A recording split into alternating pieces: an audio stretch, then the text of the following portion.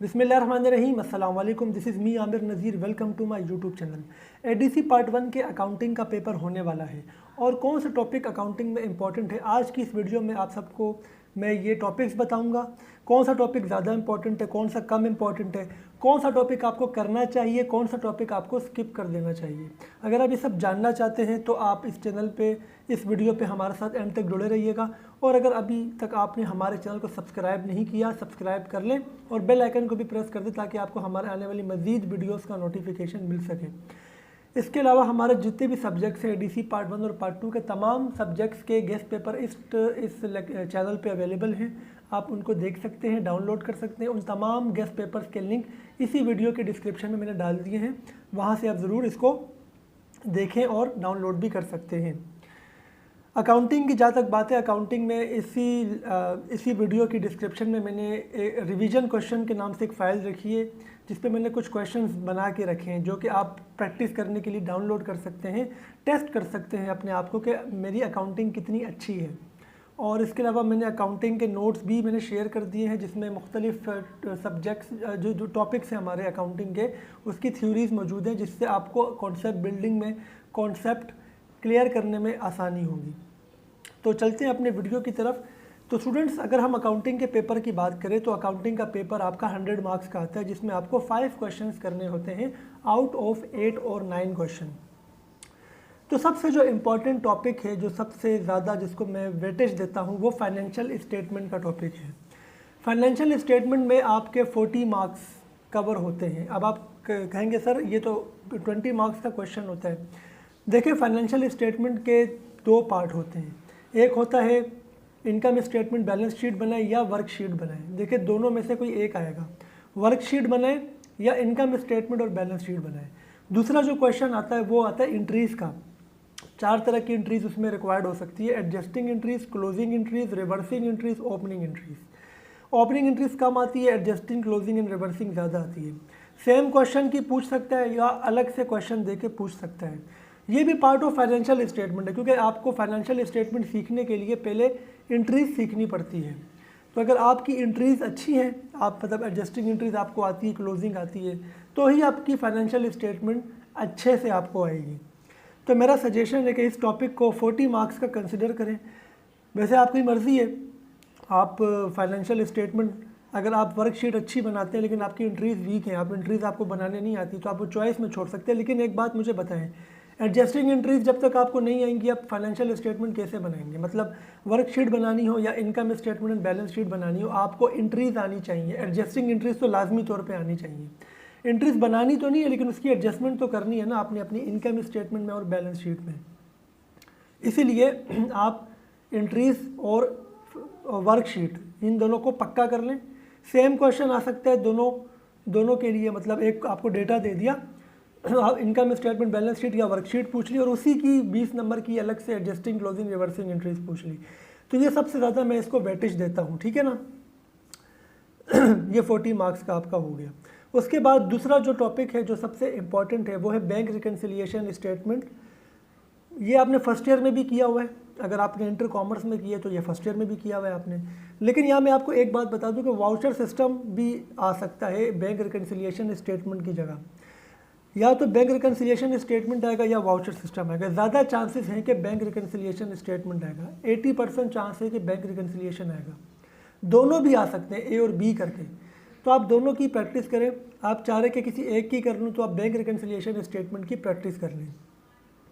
उसके बाद जो थर्ड टॉपिक है हमारा वो डेप्रिसिएशन है। सेकेंड ईयर कॉमर्स में डेप्रिसिएशन पढ़ाया जाता है। उसमें आपको straight line method, diminishing balance method, sum of the years digit method, hours method, unit method पढ़ाया जाता है। ये पांचों मेथड भी सेम ऐसे ही आते हैं पेपर में, बट इसमें कुछ एडवांसमेंट है। एडवांसमेंट क्या है कि exchange of machine, sale of machine या रिटायरमेंट ऑफ मशीन का केस गिवन होता है। तो ये चूँकि आपने ऑलरेडी 50-60% इस टॉपिक को किया होता है इंटर कॉमर्स में, तो आप इसको बीकॉम में ज़रूर अटैम्प्ट करें, इसकी प्रैक्टिस करें, बिकॉज ये इजी टॉपिक है। चूँकि आप इसको कर चुके हैं, अगर आपने इंटर कॉमर्स किया है तो आपके लिए थोड़ा इजी होगा as compare to those students who didn't do ICOM, जो FSC या FA करके ADC में इनरोल्ड हुए हैं। तो डेप्रिसिएशन का जो टॉपिक है लाजमी आएगा। और आपने इसमें ज़्यादा इंपॉर्टेंट मेथड कौन से, आपका sum of the years digit method और डिमिनिशिंग बैलेंस और स्ट्रेट लाइन, ये 3 मेथड, पाँच में से ये 3 मेथड ज़्यादा इंपॉर्टेंट है। लेकिन मैं ये नहीं करा बाकी 2 ना करें, 5 मेथड की प्रैक्टिस करें। उसके बाद जो नेक्स्ट टॉपिक है वो एक नया टॉपिक है बीकॉम में जो आप फर्स्ट टाइम पढ़ते हैं, जो है कि इन्वेंट्री वैल्यूएशन के नाम से है, जिसमें पेरियोडिक सिस्टम है, परपीचुअल सिस्टम है, फीफो लीफो और एवरेज मेथड होते हैं। इसके अलावा अदर मेथड्स भी होते हैं। आपने इन्वेंट्री वैल्यूएशन को प्रैक्टिस करनी है अच्छे से, जो मैंने आपको फाइल दी है इसी डिस्क्रिप्शन में प्रैक्टिस के लिए, उसमें इसके बहुत सारे क्वेश्चन हैं, आप उनको ज़रूर अटैम्प्ट करें, अपने आप को टेस्ट करें कि how much good you are in this topic. ये आपके हो गए 5 टॉपिक, मतलब अगर हम फाइनेंशियल स्टेटमेंट और एंट्रीज वाले टॉपिक को एक कंसिडर करें तो ये 4 टॉपिक हो गए और आपके 100 नंबर हो गए। 40 marks financial statement plus entries, bank reconciliation and washer system, depreciation, inventory valuation. The fifth one is account receivable. उसमें आपके 2 अप्रोचेज होती हैं, income statement approach, balance sheet approach, दोनों की प्रैक्टिस करें, लाजमी आएगा पेपर में। तो ये आपका 6th क्वेश्चन हो गया। देखा जाए तो 7 क्वेश्चन हो गए हमारे, लेकिन चूंकि मैंने फाइनेंशियल स्टेटमेंट और एंट्रीज को एक ही क्वेश्चन कंसिडर किए तो ये 6 क्वेश्चन हो गए। एक टॉपिक जो रह गया, जिसको मैं इंपॉर्टेंस नहीं देता, वो है पार्टनरशिप का टॉपिक। हमेशा मैं अपने स्टूडेंट्स से जिन स्टूडेंट्स को मैं पढ़ाता हूँ अकाउंटिंग, उनको मैं कहता हूँ कि आप पार्टनरशिप को ना करें या बिल्कुल एंड में करें। इसकी वजह ये है कि पार्टनरशिप में 5 चैप्टर है, फॉर्मेशन है, डिसोल्यूशन है, एडमिशन है, रिटायरमेंट है और इनकम डिस्ट्रीब्यूशन है। और इन 5 में से कोई एक टॉपिक, एक चैप्टर पेपर में आएगा।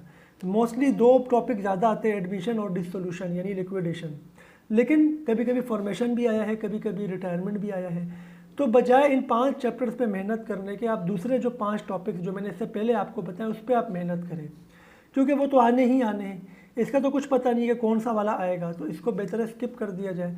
वो जो 5 चैप्टर्स आप पक्के करेंगे, हाँ अगर आपने कर लिया है, आज की डेट तक आपकी प्रैक्टिस हो गई है, ये आपको बहुत इजी लगता है, आपने इंटर में भी पढ़ा था, ये आपको अभी तक याद है, इजी लगता है, रिवाइज करने में आपको कोई प्रॉब्लम नहीं, तो आप ज़रूर करें। अगर पार्टनरशिप करना चाह रहे हैं तो एडमिशन और लिक्विडेशन यानी डिसोल्यूशन, ये 2 टॉपिक उसमें देख लें, अदरवाइज़ ज़रूरत नहीं, आप इसको स्किप कर सकते हैं। तो स्टूडेंट्स, ये थे इंपॉर्टेंट टॉपिक हमारे अकाउंट्स के, मैंने आपको बता दिए। उम्मीद है आपको समझ में आया होगा, आपको एक क्लियरिटी हुई होगी। पेपर कैसे करना है, पेपर ऐसे करना है कि जी 2.5-3 घंटे का अगर पेपर है तो आपने 2.5 घंटे में का माइंड सेट बनाना है, यानी आपने सोचना है कि जी आधे घंटे में मेरा एक क्वेश्चन हो जाना चाहिए। अगर आधे घंटे में एक क्वेश्चन करेंगे तो 5 क्वेश्चन आपके 2.5 घंटे में हो जाएंगे। और हमेशा कोशिश करें वो तो क्वेश्चन पहले करें जो ईजीएस्ट हो, ठीक है, सबसे आसान आपको लगता हो। वो क्वेश्चन जिसमें टेली करना होता है, जैसे फाइनेंशियल स्टेटमेंट में बैलेंस शीट को टेली करना है, बैंक रिकन्सिलिएशन में टेली करना होता है, बैलेंस को इक्वल लाना होता है। कभी कभी ऐसा होता है हम उसको करते इक्वल नहीं आता, फिर चेक करते नहीं आता, तो अब आपने क्या करना है, उसको वहीं पे छोड़ के अगले क्वेश्चन पे जाना है। सारे क्वेश्चन करते करते जब सारे क्वेश्चन हो जाए, फिर वापस बैंक रिकन्सिलिएशन पे या बैलेंस शीट पे आना है, फिर उसको आराम से जितना टाइम आपके पास बचा होगा उसको आप दे सकते हैं, टेली कर सकते हैं, उसको जहाँ पे मिस्टेक की उसको ठीक कर सकते हैं। लेकिन उसी को लेके बैठ नहीं जाना, क्योंकि उसको लेके बैठ गए तो बाकी जो टॉपिक्स हैं आपके, वो आप उसमें टाइम आपको नहीं बचेगा। तो इसको एंड में करें, इस वाले काम को, ठीक है ना। बल्कि बेहतर है कि ऐसा क्वेश्चन करें ही एंड में अटैम्प्ट, जिसमें टेली करना है, क्योंकि इन्वेंट्री वैल्यूएशन या अकाउंट रिसीवेबल में या डेप्रिसिएशन में आपको टेली नहीं करना होता है बैलेंसेस को, वो पहले कर लें आप। वरना तो आप बेहतर ये है कि आप ईजीएस्ट टू डिफ़िकल्ट की तरफ जाएँ, जो सबसे ईजीएस्ट होगा उसको पहले करें, जो सबसे डिफ़िकल्ट लग रहा होगा उसको बाद में करें। तो उम्मीद है आपको वीडियो पसंद आई होगी। अपना ख्याल रखिएगा, best of luck for your accounting paper. Channel को ज़रूर सब्सक्राइब करें, दूसरे स्टूडेंट्स के साथ भी शेयर कर लें। अपना बहुत सारा ख्याल रखिएगा। अल्लाह हाफिज़।